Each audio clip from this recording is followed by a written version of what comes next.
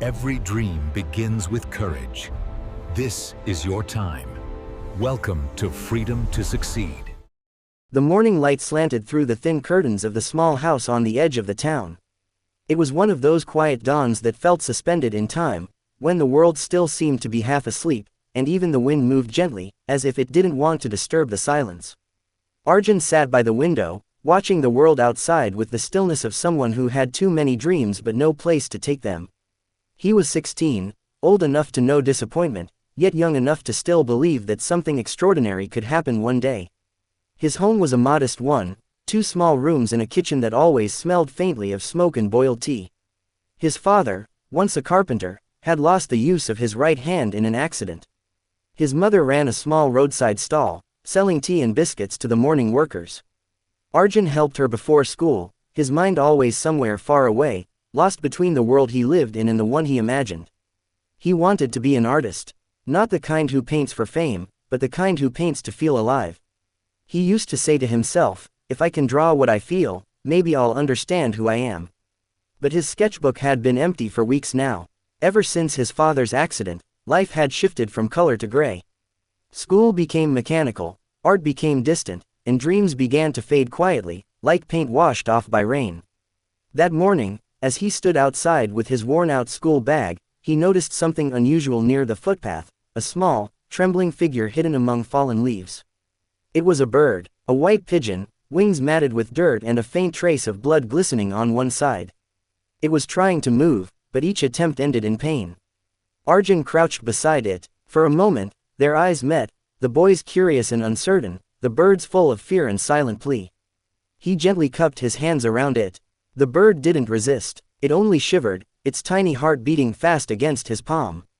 Without thinking twice, Arjun tucked the bird carefully inside his bag, the same bag that usually carried books he barely opened. That day at school, he couldn't focus. His thoughts circled back again and again to the little creature hidden in a small cardboard box under his desk. Every sound of fluttering paper made him anxious. What if the bird escaped, or worse, didn't survive? When the final bell rang, he ran home faster than he ever had before. He placed the box on the old table near the window. The bird was still breathing, though weakly. Arjun tore an old cloth into strips, cleaned the wound with water, and bandaged it as best as he could. He whispered, "You'll be fine, I promise." He didn't know if the bird could hear him, but in that moment, it didn't matter. Days passed. The bird began to eat small grains Arjun placed near it. Its eyes grew brighter, and the trembling slowed. Arjun named it Shvet, meaning pure. Every morning before school, he would check on Shvet. And every night, he would sketch it, the curve of its fragile body, the soft feathers, the wing that refused to rise. His sketchbook, once empty, began to fill again. But one evening, as he sat sketching by the window, his father entered the room quietly. "Arjun," his father said in a tired voice, "your mother told me you've been feeding a bird." "Why?" Arjun hesitated. "It was hurt. I couldn't leave it there." His father looked at the makeshift box near the window. "You think you can save everything broken, Arjun?" "I just wanted to help," he whispered. His father sighed. "You should be helping your mother. Not wasting time on things that will never fly again." Arjun didn't answer. But when his father left, he turned to Shvet and said softly, "Maybe he's right. But maybe you will fly again." That night, a storm rolled in, heavy rain, loud thunder, the kind of night that felt endless. Arjun couldn't sleep. He kept thinking about the bird and about his father, about how both of them had wings that didn't work anymore. In the morning, when the sun returned, something inside Arjun had changed. He built a small perch out of old wood and placed it by the window. He decided that if Shvet was ever going to fly again, it would start here. Day after day, he practiced with the bird, gently spreading its wings, letting it hop, then flutter, then rest. Sometimes Shvet would fall, sometimes it would refuse to move at all. But Arjun never stopped trying. And as he did, something else began to heal, not just the bird's wing, but his own sense of purpose. Weeks turned into months. One afternoon, as Arjun sat drawing, he heard a faint fluttering sound. He turned, and there it was. Shvet stood on the edge of the perch, wings trembling but open. For a heartbeat, everything paused. Then, a leap. The bird flew. Not high, not far, just across the room. But it was enough. Arjun laughed aloud, a pure, unguarded sound that filled the small room. When his father came in, the bird was sitting on the window frame, feathers gleaming in the sunlight. His father looked from the bird to his son. "You did this." Arjun nodded. The man smiled faintly, a small, rare smile that Arjun hadn't seen in months. "Seems like you proved me wrong." That evening, Arjun opened his sketchbook again. But this time, he didn't draw the bird.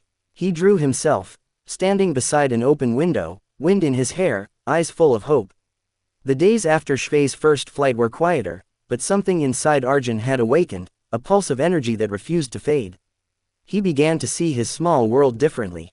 The cracked walls of his house, the rusting bicycle by the tea stall, the old trees near the railway track, they all looked alive again. It was as if a veil had been lifted, and colors he hadn't noticed before had started to return. Each morning, before school, he would sketch. Sometimes it was Shvet in motion, wings half open, trying to balance. Sometimes it was his mother's hands shaping dough, or the steam rising from cups of tea at the stall. His drawings had warmth, life, truth. Art had stopped being an escape. It was now a language, one that spoke to him when words couldn't.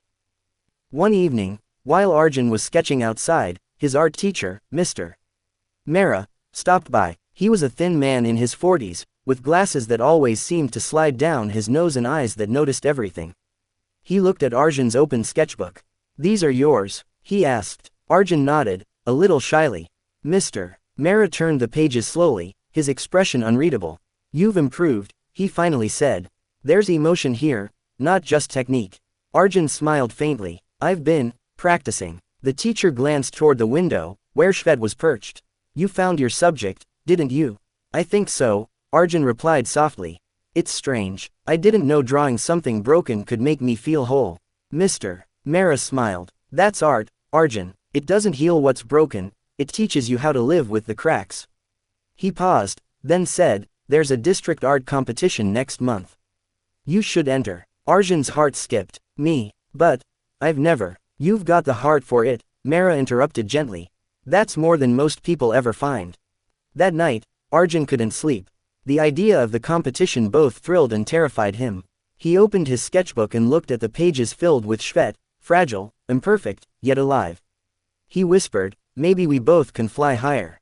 He began to plan. He didn't have expensive paints or canvases, only a few old pencils, some paper, and his imagination. But what he did have was something deeper, a story that was his own. The next morning, before school, he began working on a new piece, the one he would submit for the competition. He decided to call it, Beneath the Broken Wings.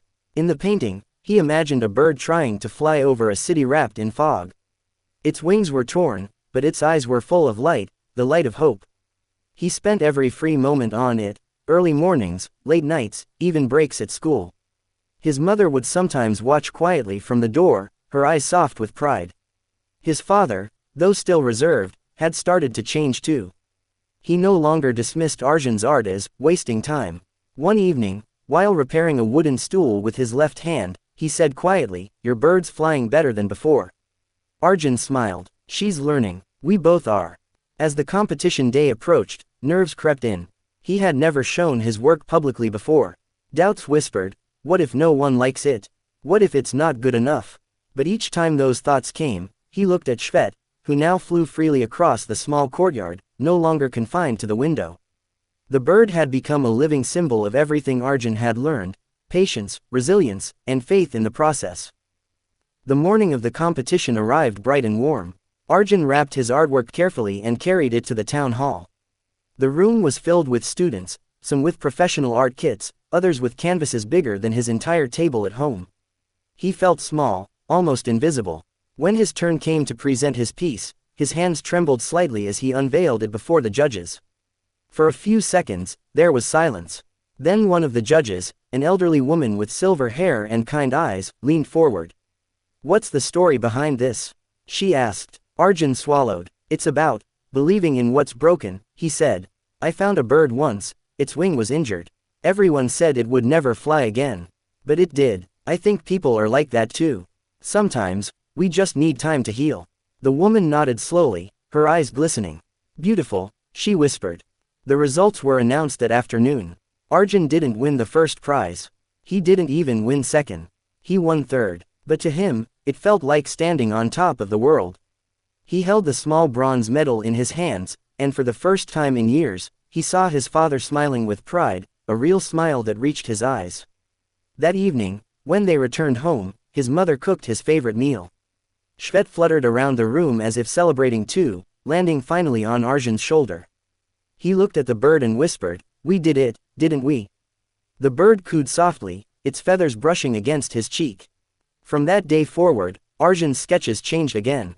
They became bolder, freer, like Shvet's wings in the open sky. He started helping Mr. Mehra at school with art classes, teaching younger students to draw. He even began saving money to buy proper paints. His father began carving small wooden frames for his son's artwork, using his left hand, slow but steady. Their home, once filled with silence, now echoed with laughter, conversation, and the scratch of pencils on paper. One evening, as the sun dipped low and the air filled with the scent of rain, Arjun stood by the window. Shvet sat on the sill, wings open against the soft breeze.